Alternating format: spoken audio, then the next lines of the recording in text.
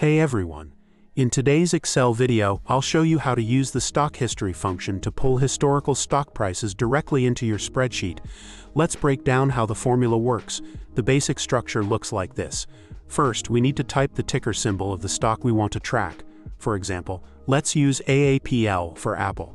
Next, we type the start and end dates for the period we want to retrieve. Let's say we want prices from January 1st, 2024 to January 1st, 2025.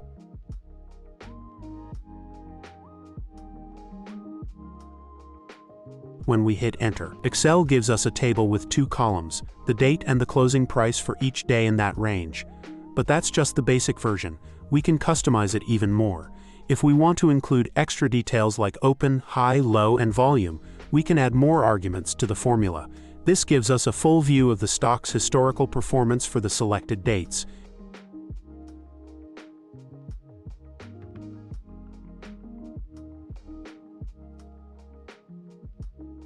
You can also experiment with different ticker symbols.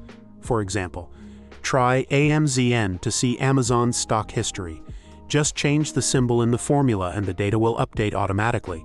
This makes it super easy to track different companies or indexes without leaving Excel.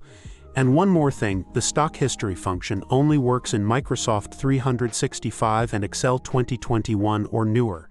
And that's it, a quick and flexible way to get stock data right in Excel. If you found this helpful, give the video a like, subscribe to the channel, and stay tuned for more Excel tutorials coming your way.